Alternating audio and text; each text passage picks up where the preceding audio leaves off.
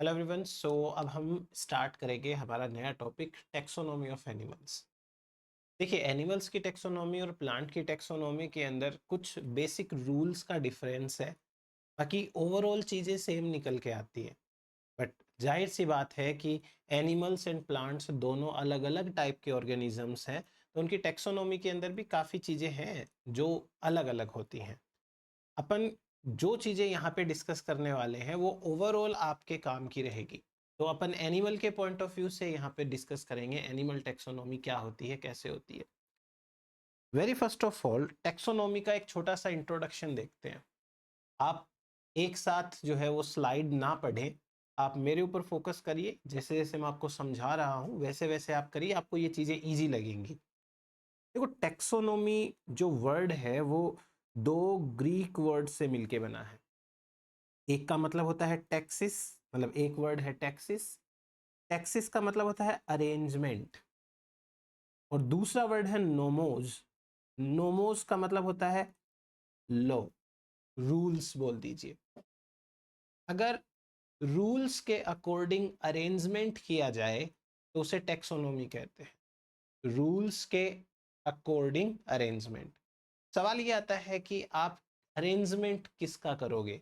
अब अगर प्लांट्स का अरेंजमेंट करोगे तो प्लांट टेक्सोनोमी, और अगर एनिमल्स का करोगे तो एनिमल टेक्सोनोमी, राइट। तो टेक्सोनोमी क्या है? रूल्स के अकॉर्डिंग लिविंग ऑर्गेनिज्म का अरेंजमेंट होता है। अब बात यह आएगी कि भाई ये शब्द किसने दिया। ये चीज एग्जाम में पूछी जाती है। तो टेक्सोनोमी टर्म दिया था एपी डी कैंडोले। ये बॉटनी से रिलेटेड है। एपी डी कैंडोले इनका क्लासिफिकेशन है, बहुत फेमस टाइप का। एपी डी कैंडोले ने एक किताब लिखी थी। किताब का नाम है theories elementary de la botanique. मतलब बॉटनी फील्ड के अंदर elementary theories, important theories, botany की इंपॉर्टेंट थ्योरीज। इस किताब के अंदर इन्होंने टेक्सोनोमी शब्द का इस्तेमाल किया, मतलब पहली बार इन्होंने टेक्सोनोमी शब्द दिया। टेक्सोनोमी ग्रीक वर्ड से मिलके बना है। टेक्सोनोमी का मतलब होता है रूल्स या लॉ के अकॉर्डिंग अरेंजमेंट करना। टेक्सोनोमी शब्द एपीडी कैंडोले ने दिया। कौन सी किताब में दिया? तो इंफॉर्मेशन है बहुत सारी है। आगे बात करते हैं।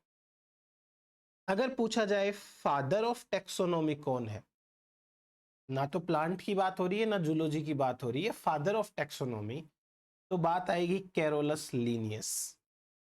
अगर ये पूछे फादर ऑफ प्लांट टेक्सोनोमी कौन है, तो वो भी कैरोलस लीनियस। एक किताब आई थी इनकी सिस्टेमा नेचुरी करके 1735 के अंदर, अभी आगे डिस्कस करेंगे उसका नाम भी। तो कैरोलस लीनियस को फादर ऑफ टेक्सोनोमी समझा जाएगा। यहां पे मैं आपको बता रहा हूं father of Indian plant taxonomy, एक टर्म आ गया तो बता देते हैं। एच शांतापाउ। और father of Indian animal taxonomy का नाम आएगा तो एडवर्ड ब्लिथ। ये आपको याद रखना है। तो यहां से देखो सवाल बन सकता है, और ये तीनों पॉइंट से इनसे भी सवाल बन सकता है। ये 4 पॉइंट इस स्लाइड के ऊपर इंपॉर्टेंट हो गए। अब आगे बढ़ते हैं अपन। एक और टर्म आता है सिस्टेमेटिक्स। एक है टेक्सोनॉमी, एक है सिस्टेमेटिक्स। सिस्टेमेटिक्स नाम से ही समझ में आ रहा है सिस्टेमेटिक तरीके से, यानी कि एकदम सही तरीके से। अब ये शब्द कहां से आया, कैसे आया, क्यों आया? साइंटिस्ट थे कैरोलस लीनियस। इन्होंने एक किताब लिखी जिसका नाम था सिस्टेमा नेचुरी 1735 में। इस किताब का ये टाइटल है सिस्टेमा नेचुरी। और ये जो टाइटल है, इसी टाइटल से ये शब्द बना है सिस्टेमेटिक्स। तो एक तो ये सिस्टेमेटिक शब्द की ओरिजिन समझ में आई, कैरोलस लीनियस ने दिया था। उसके बाद में सिस्टेमेटिक्स का मतलब होता है सिस्टेमेटिक तरीके से। पर ये जो सिस्टेमेटिक्स टर्म है ना, ये टर्म थोड़ा ज्यादा बड़ा है, ब्रॉड है। टेक्सोनोमी इसी का एक पार्ट है। कैसे देखो, टेक्सोनोमी के अंदर हम क्या करते हैं? क्लासिफिकेशन करते हैं एनिमल्स का, प्लांट्स का। लेकिन सिस्टेमेटिक्स के अंदर हम उन प्लांट्स और एनिमल्स की इवोल्यूशनरी रिलेशनशिप स्टैब्लिश करते हैं। फॉर एग्जाम्पल मान लीजिए कि मेरे पास में एक ये पेन है और एक ये माउस है, ठीक है, दो चीजें हैं। अगर मैं आपसे कहूं कि आप इनका क्लासिफिकेशन करिए, तो क्लासिफिकेशन में आप इनके यूज के बेसिस के ऊपर क्लासिफाई कर दोगे कि भाई ये लिखने के काम आता है, ये बाकी हैंडल करता है, कर्सर चलाने के काम आता है, टाइप से क्लासिफिकेशन हो गया। बट इन दोनों में एवोल्यूशनरी क्या रिलेशनशिप है? मतलब कि ये दोनों प्लास्टिक के बने हैं, क्या ये एक ही फैक्ट्री से बनते हैं, या इनके अंदर कोई ऐसा चिप लगा हो जो कि सिमिलर हो, तो उसके बेसिस पे इनका क्लासिफिकेशन पास में या दूर हो जाएगा। That is systematics. अगर आप इन दोनों का रिलेशन स्टैब्लिश करोगे तो सिस्टेमेटिक्स और रिलेशन स्टैब्लिश होगा, तो डेफिनेटली इनके क्लासिफिकेशन के अंदर काफी हेल्प मिलेगी। तो टेक्सोनोमी सिस्टेमेटिक्स का ही पार्ट है। हमें कभी कभी मिस इंटरप्रिटेशन होती है और हम सिस्टेमेटिक्स को इनकरेक्टली टेक्सोनोमी ही बोल देते हैं। कोई बात नहीं है, ये कोई बहुत बड़ी गलती नहीं है यदि आप टेक्सोनोमी को सिस्टेमेटिक्स बोल रहे हो, तो इसका मतलब ये नहीं है कि आपने कोई बहुत बड़ी गलती कर दी है। लेकिन हाँ, टेक्सोनोमी एंड सिस्टेमेटिक्स जो है वो अलग अलग ब्रांचेज हैं। सिस्टेमेटिक्स बड़ी ब्रांच है। Taxonomy is actually the study of principles and practice of classification. मतलब सीधे सीधे टेक्सोनोमी क्लासिफिकेशन है।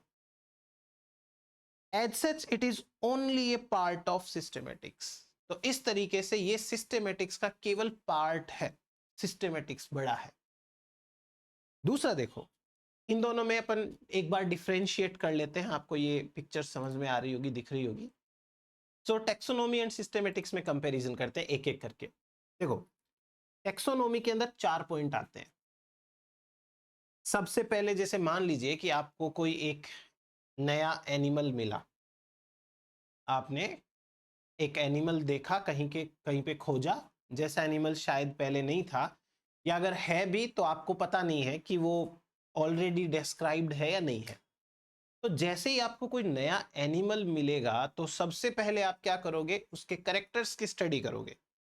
इसलिए पहला पॉइंट है कैरेक्टराइजेशन, या इसको आप बोल सकते हो डेस्क्रिप्शन। आप उसको डिस्क्राइब करो कि इसमें क्या कैरेक्टर्स हैं, क्या फीचर्स हैं, एक्सटर्नल इंटरनल, मतलब जितना आपसे पॉसिबल हो सके।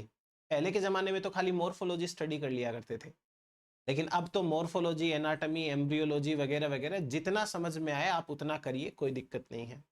तो ये हुआ एक तो। अच्छा, जब आपको कैरेक्टर्स पता चल जाएंगे, जैसे मान लीजिए कि ये कोई ऑब्जेक्ट है, मुझे इसका ये कैरेक्टर पता चल गया कि इससे लिखा जाता है, तो मैं पहचान जाऊंगा कि ये तो पेन है।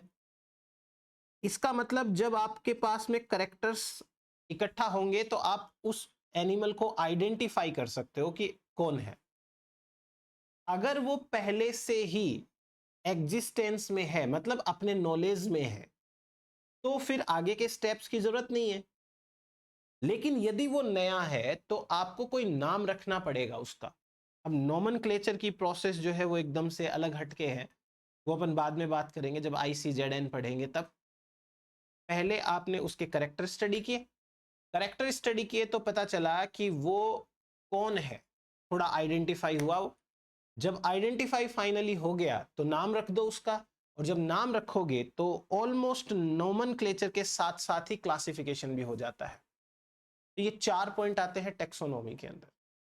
अब जो सिस्टेमेटिक्स है, इस सिस्टेमेटिक्स के अंदर आपको एक एक्स्ट्रा पॉइंट मिलेगा और वो है एफिनिटी। एफिनिटी का सीधा सीधा मतलब है एवोल्यूशनरी रिलेशनशिप।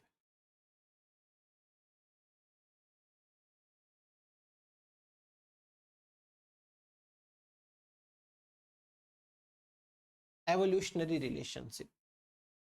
तो ये 5 पॉइंट आएंगे किसमें, सिस्टेमेटिक्स में। अब जब आप एवोल्यूशनरी रिलेशनशिप स्टैब्लिश करोगे तो आपको automatically diversity of living organism यानी बायोडाइवर्सिटी स्टडी करनी पड़ेगी। कैसे करनी पड़ेगी? मान लो आप ये पता लगाना चाहते हो कि इस पेन का एंसेस्टर कौन है, तो जब इस पेन के एंसेस्टर का पता लगेगा तो आपको यह भी पता लगेगा कि उस एंसेस्टर के तो 10 और डिसेंडेंट्स हैं। आपको तो खाली एक पेन मिला, लेकिन जिस एंसेस्टर से ये पेन बना हुआ है उससे 10 चीजें और बनी है। डाइवर्सिटी हो गई ना।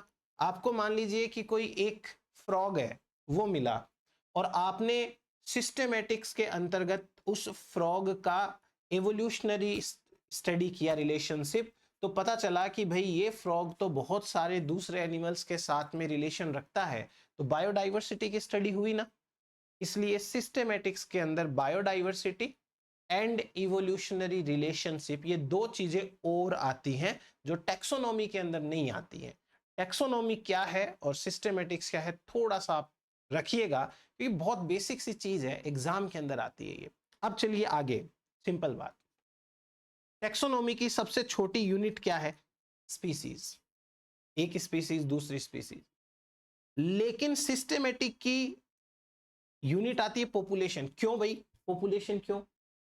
क्योंकि सिस्टेमेटिक्स में एफिनिटी रिलेशनशिप आता है, और आप ये देखो कि एक ही स्पीसीज की दो अलग अलग जगह पे रहने वाली पॉपुलेशन में भी डिफरेंसेस आने चालू हो जाते हैं, तभी तो एवोल्यूशन होता है। समझे मेरी बात को? जैसे ह्यूमन बीइंग्स है, अब ह्यूमन बीइंग होमो सैपियंस एक ही स्पीसीज है, लेकिन आप इंडिया की पॉपुलेशन को कंपेयर करो अमेरिका की पॉपुलेशन से, तो आपको दोनों में डिफरेंस आ जाएगा। एक ही स्पीसीज के मेंबर्स में डिफरेंस आ रहा है। आप चलो ये छोड़ो, आप राजस्थान के लोगों को महाराष्ट्र के लोगों से कंपेयर करो, आपको लैंग्वेज में, लिविंग स्टाइल में अंतर पता चलेगा। आप कश्मीर के लोगों को केरल के लोगों से कंपेयर करो, आपको बहुत सारी चीजों में फर्क पता चलेगा। तो एक पॉपुलेशन अपनी ही स्पीसीज की दूसरी पॉपुलेशन से कितना डिफरेंट हो सकती है, वो भी मायने रखता है। इसलिए सिस्टेमेटिक्स के अंदर क्या मैटर कर रहा है? सिस्टेमेटिक्स में मैटर कर रहा है अपना ये पॉपुलेशन। देन टर्म किसने दिया? वेरी वेरी इंपॉर्टेंट, एपीडी कैंडोले, वही उनकी जो बुक थी उसके अंदर। और सिस्टेमेटिक्स किसने दिया? कैरोलस लिनियस ने। हाँ, टेक्सोनोमी तीन टाइप की ब्रॉडली होती है, अल्फा बीटा गामा। अल्फा सबसे छोटा लेवल है, मोर्फोलॉजी की स्टडी करनी है। बीटा में मोर्फोलॉजी एंड एनाटॉमी और दो चार और गामा के अंदर तो आप ये समझिए, ओमेगा के अंदर तो समझिए कि आपको सब कुछ स्टडी करना है उसका। तो अल्फा बीटा ओमेगा टेक्सोनोमी, ये टर्म्स किसने दिए? टरिल ने। ये भी इंपॉर्टेंट है, टरिल ने अल्फा बीटा ओमेगा टेक्सोनोमी दिया था।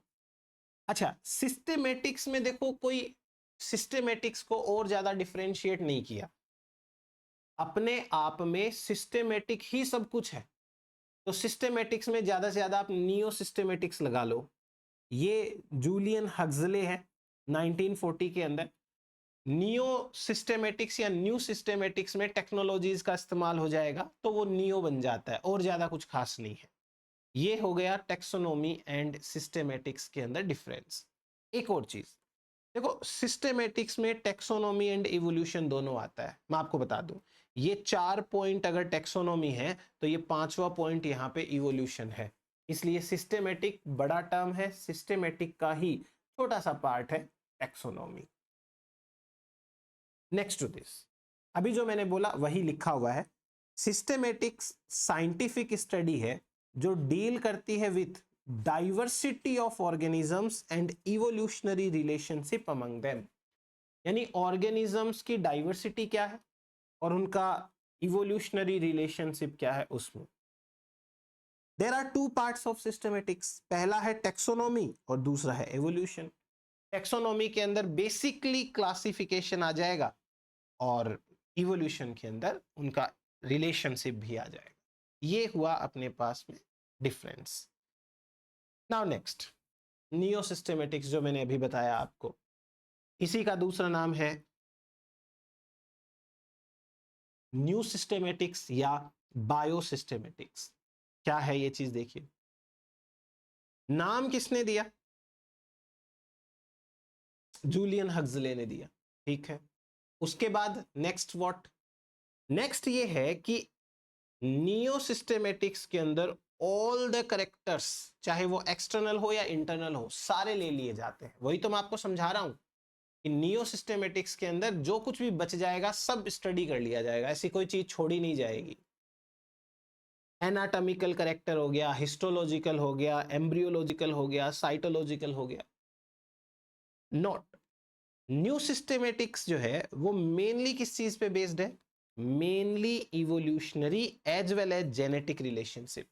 जाहिर सी बात है, जब आप इवोल्यूशन पढ़ोगे तो आपको डीएनए, आरएनए, प्रोटीन वगैरह तो कंपेयर करने पड़ेंगे ना।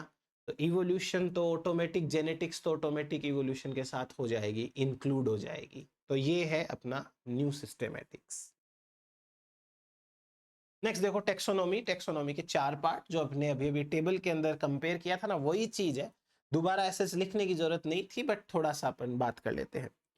जैसे करेक्टराइजेशन करना है, फिर जब करेक्टर्स पता लगेगा तो ऑर्गेनिज्म आइडेंटिफाई हो जाएगा, चाहे वो प्लांट हो या फिर एनिमल हो। नोमेनक्लेचर कर देंगे और उसको फिर फाइनली क्लासिफाई कर देंगे। ये टेक्सोनोमी है। टेक्सोनोमी के टाइप्स देखो, मैंने अभी अभी आपको बताया था अल्फा, बीटा, ओमेगा टाइप्स है, देखते हैं। तो सबसे पहले अपन सबसे छोटे लेवल की बात कर लेते हैं। अल्फा टेक्सोनोमी, इसका नाम है क्लासिकल टेक्सोनोमी या एनालिटिक फेज। अब अल्फा टेक्सोनोमी को क्लासिकल क्यों कह रहे हैं? क्योंकि पुराने समय में सिर्फ एक्सटर्नल कैरेक्टर्स देख के क्लासिफाई किया जाता था। So it is based upon external morphology, origin and evolution of plants। देखिए ये जो टर्म है वो प्लांट वाले किसी व्यक्ति ने दे रखे हैं, इसलिए वो प्लांट के बेसिस पे है। एनिमल्स भी इसमें आ जाएंगे, कोई दिक्कत नहीं है, एनिमल के लिए भी ये टेक्सोनोमी होती है। At this level species are characterized and named. Alpha taxonomy में स्पीसीज का डिस्क्रिप्शन किया जाता है, उनकी नेमिंग करी जाती है। तो ये हो गया अपना अल्फा टेक्सोनोमी। उसके बाद आता है बीटा टेक्सोनोमी। बीटा को एक्सप्लोरेटिव कहते हैं। मतलब अल्फा में खाली मॉर्फोलॉजी थी ना, यहां देखो आप इंटरनल कैरेक्टर्स, एनाटॉमी आ जाएगी, एम्ब्रियोलॉजी, साइटोलॉजी, ये सब आ जाएगा। तो एक्सप्लोर हो गया अल्फा से बड़ा बीटा, तो बीटा टेक्सोनोमी को सिंथेटिक फेज भी बोल देंगे अपन।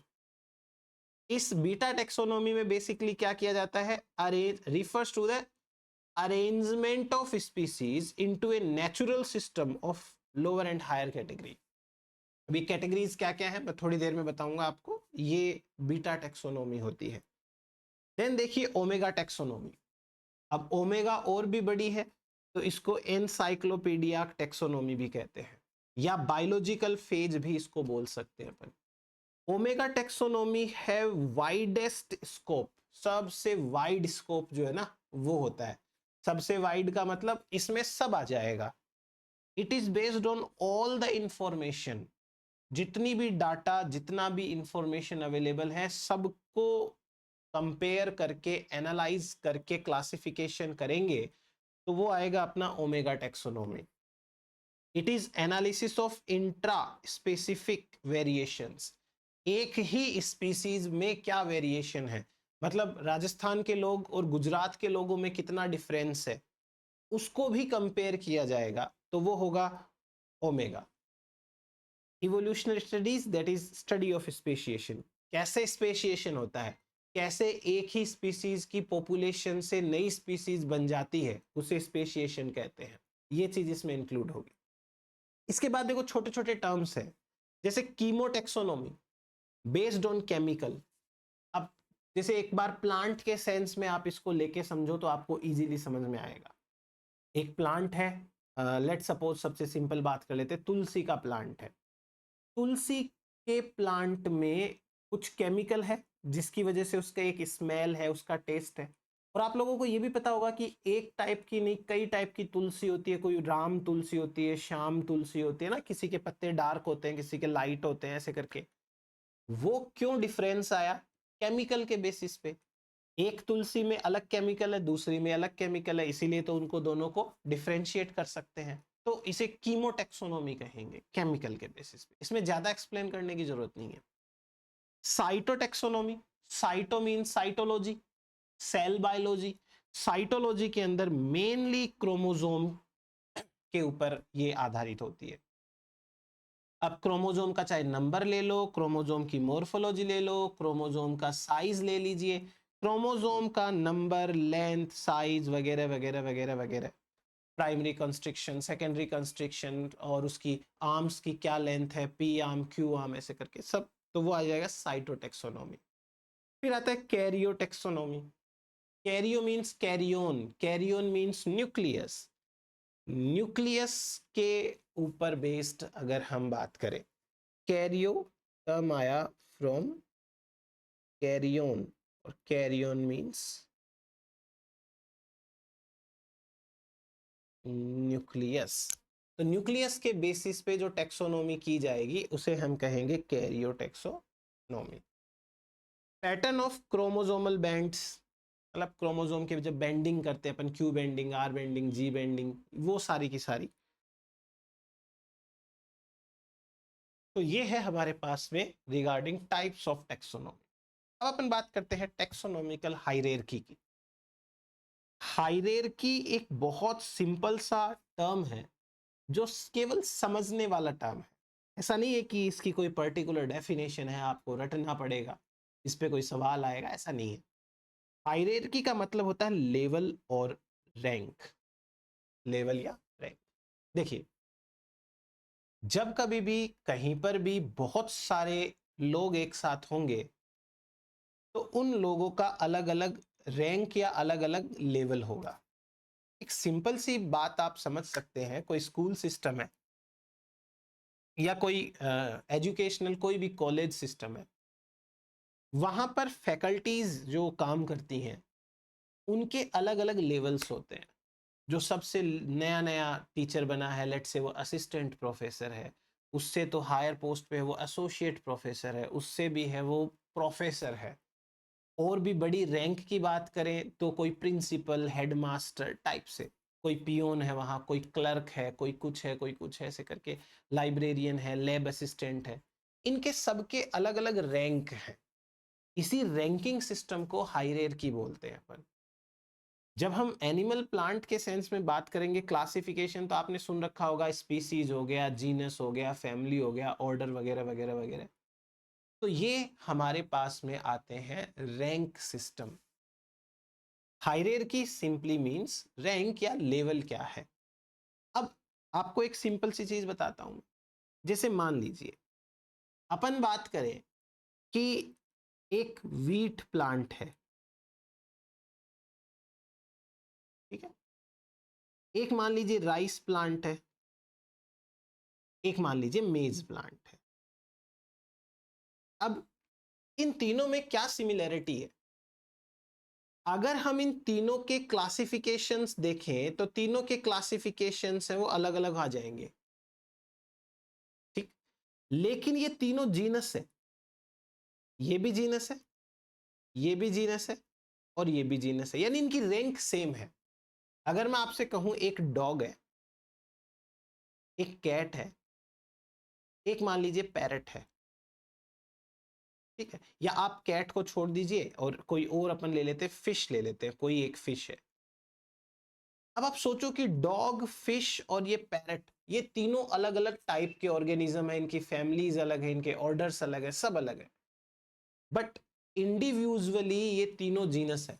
इनकी रैंक सेम हो गई है हमारे पास में। अब यही चीज मैं आपको अलग तरीके से बताता हूं।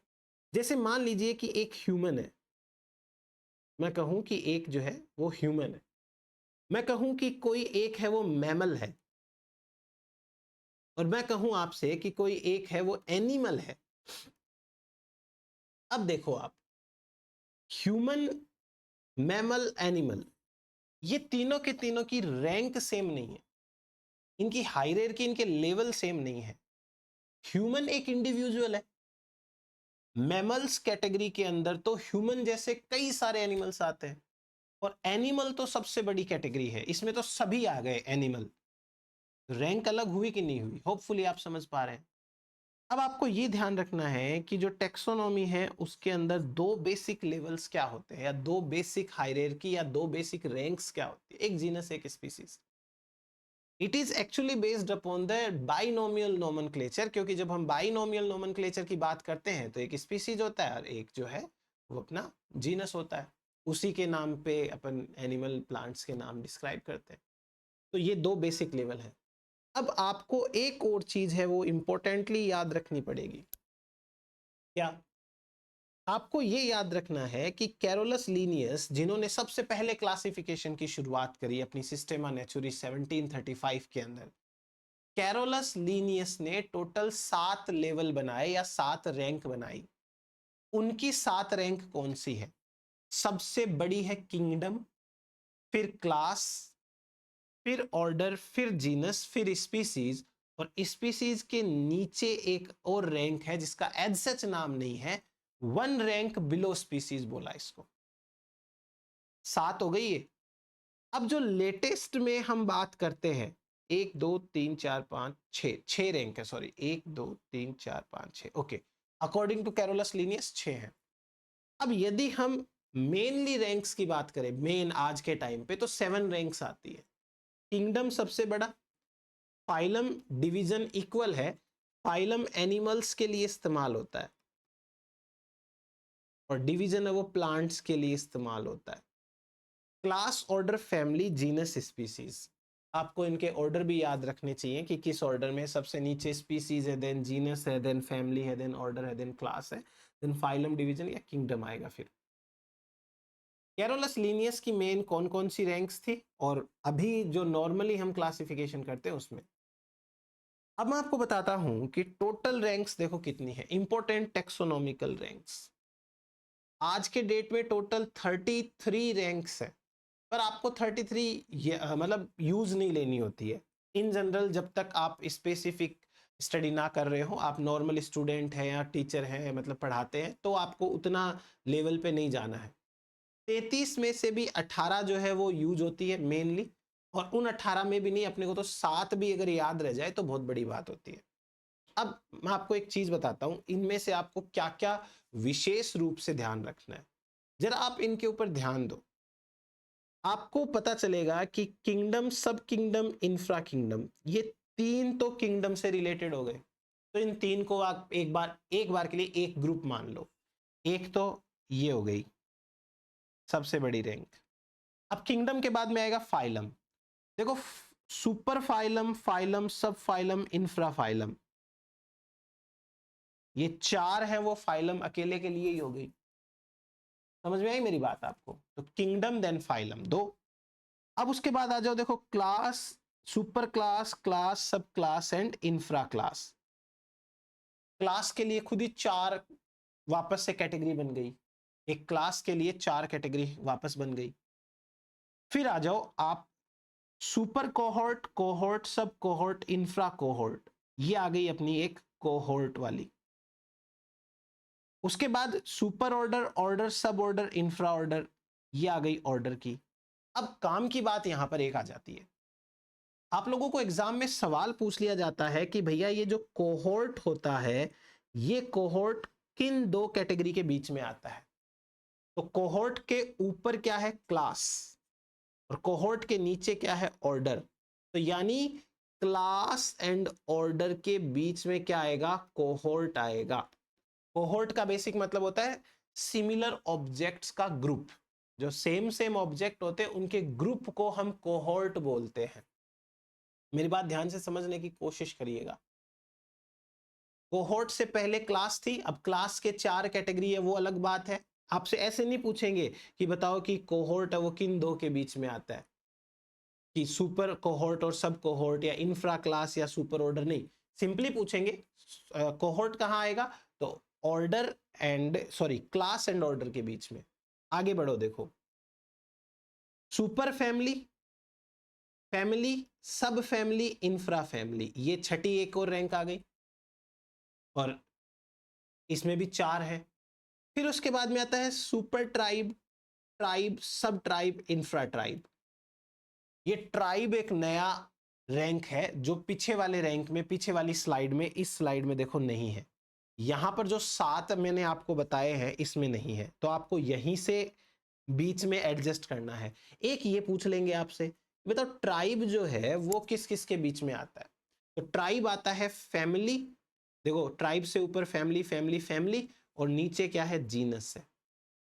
तो ट्राइब आता है फैमिली एंड जीनस के बीच में, और कोहोर्ट कहां आता है? Family, sorry, class and order के बीच में। देन नेक्स्ट देखो, जीनस, सुपर जीनस, जीनस, सब जीनस, इनका एक और हो गया, और ये super species, species, sub species, ये एक और। तो भाई हमने तो टोटल 7 के बारे में बात करी थी, यहाँ 9 आ चुके हैं, कोई बड़ी बात नहीं है 9 भी। तो ये है अपने पास में हायरार्की किस तरीके से काम में लेनी है। चलिए अब बात करते हैं अपन क्लासिफिकेशन की। सिंपल सिंपल बातें करेंगे। क्लासिफिकेशन किसने दिया, क्या दिया, कैसे दिया। सो क्लासिफिकेशन के अंदर हम बात करेंगे सबसे सिंपल टाइप के क्लासिफिकेशन से। हालांकि मैं देखो आपको एनिमल क्लासिफिकेशन यहाँ पे नहीं पढ़ा रहा हूँ, वो अपन लेक्चर बाद में डिस्कस करेंगे। क्लासिफिकेशन वाइज जब हम बात करते हैं सबसे पुराने टाइप के क्लासिफिकेशन की, तो वो आता है टू किंगडम क्लासिफिकेशन।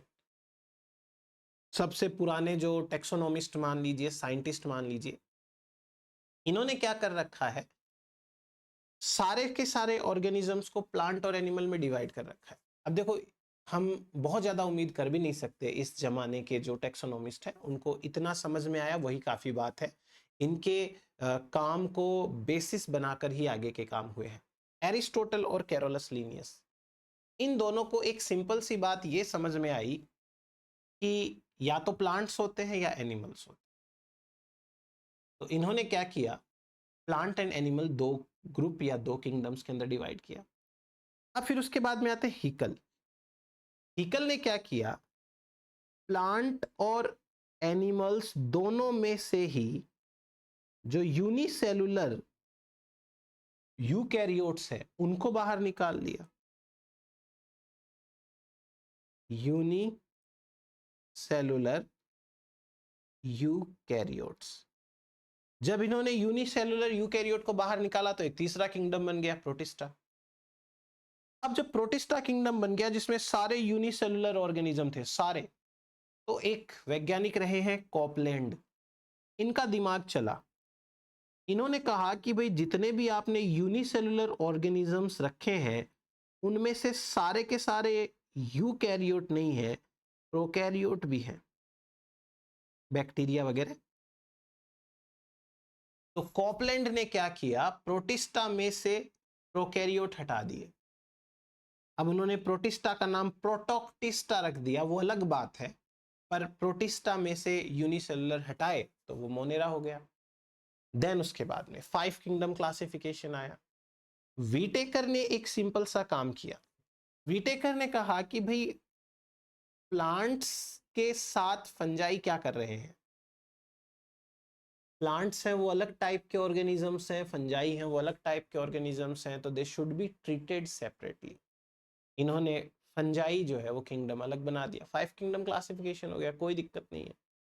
अब यदि मैं यहां पर बात करूं एक सिंपल सी, तो देखो जो प्रोटिस्टा है, फंजाई है, प्लांट्स हैं एंड एनिमल्स हैं, ये तो चारों के चारों यूकैरियोट है, और ये मोनेरा है वो एक प्रोकैरियोट है। इसे हम कह सकते हैं two domain classification. Prokaryote, eukaryote, दो डोमेन है। लेकिन चलिए एक बार पहले इनकी बात कर लेते। केवेलियर स्मिथ एक और जो वैज्ञानिक है, इन्होंने क्या किया,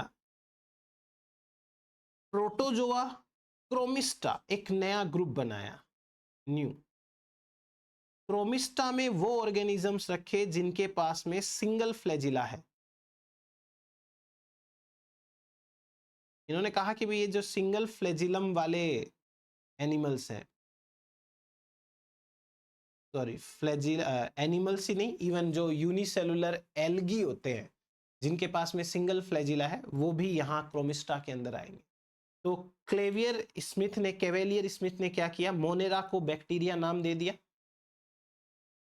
प्रोटिस्टा को प्रोटोजोआ नाम दिया हुआ है, प्लांटी फंगी एनिमेलिया वैसे के वैसे हैं, एक क्रोमिस्टा है वो नया बना दिया। तो ये 6 किंगडम क्लासिफिकेशन हो गया। फिर टू एम्पायर क्लासिफिकेशन, चैटन नाम के वैज्ञानिक थे जिन्होंने टू एम्पायर, इसको आप चाहो तो टू डोमेन भी बोल सकते हो, जो मैंने अभी अभी बोला था ना, टू डोमेन क्लासिफिकेशन, ये भी नहीं कहा। देन नेक्स्ट आता है 3 डोमेन।